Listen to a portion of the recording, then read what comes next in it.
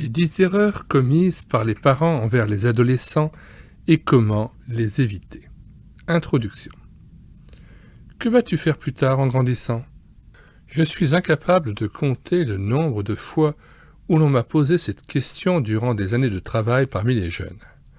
Ceux qui posent une telle question semblent insinuer que le ministère parmi les jeunes est plus ou moins indigne d'être une occupation d'adulte, et que ce n'est qu'une piste de décollage ou une préparation pour le vrai travail, les choses sérieuses comme le pastorat ou l'administration d'une organisation chrétienne ou d'un centre de séminaire. Pendant de longues années, ma réponse fut la suivante.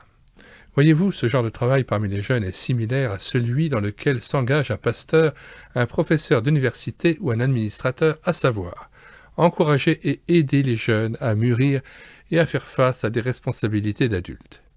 Fort heureusement, ceux qui travaillent parmi les jeunes sont pris plus au sérieux aujourd'hui qu'il y a 20 ans. Leur vocation est en fait nettement plus sophistiquée que celle de leurs collègues du monde. L'Église est remplie de gens qui consacrent leur vie à comprendre les jeunes et à les encourager à s'engager dans un mode de vie qui a à voir avec une vie transformée. Ceux qui travaillent parmi les jeunes sont pour la plupart des interprètes.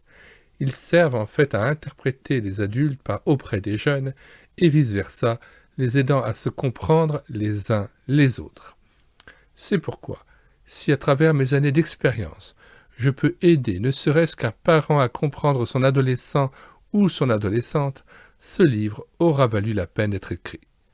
Lorsque je m'adresse à des groupes dans les églises, j'entends souvent les parents me dire « Je crains vraiment le jour où mes enfants deviendront adolescents » ou alors « Je n'en peux plus d'attendre d'être sorti de ces années d'adolescence ». Il y a beaucoup de souffrance derrière ces paroles et elles font mal à entendre. L'adolescence n'est pas quelque chose à redouter ou à surmonter. Ma femme, Jenny et moi avons élevé nos enfants et aujourd'hui, nous nous réjouissons de la venue de nos 6 petits-enfants. Et pourtant, nous sommes d'accord pour dire que parmi toutes les années passées à élever nos enfants, ce sont aux années d'adolescence que nous avons pris le plus de plaisir, car c'est là que nous avons pu échanger la portabilité pour la compatibilité. Lorsque nos enfants sont petits, ils sont portables. Par un simple effort physique, on peut prendre un enfant de 3 ou 6 ans et le déplacer, le changer d'endroit. Notre taille elle-même est souvent un facteur principal dans la discipline. Quand nos enfants deviennent adolescents, nous échangeons cette portabilité pour la compatibilité et nous entrons dans une relation d'adulte à adulte avec eux, partageant des idées, des rêves, des opinions et des expériences.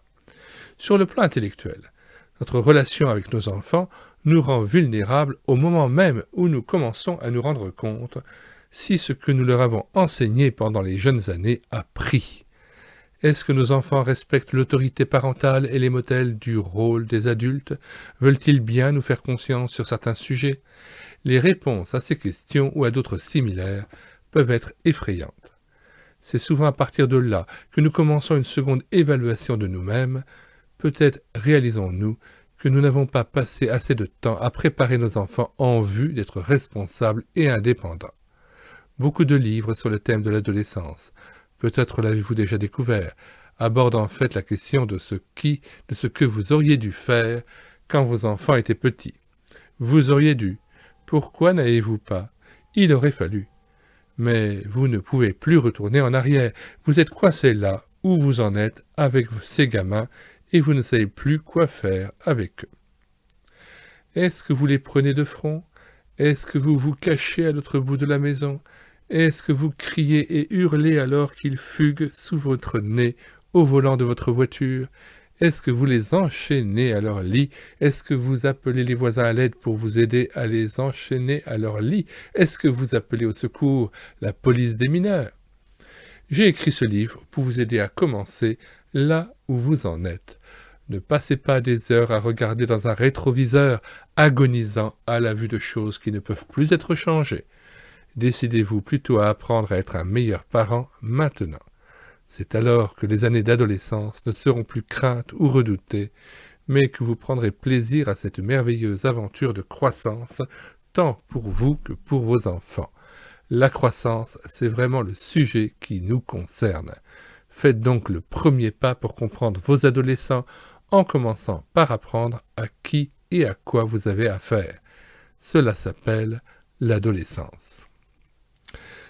Vous pouvez donc télécharger cet ouvrage gratuitement sur le site internet que j'ai créé, médiathèquechrétienne.fr.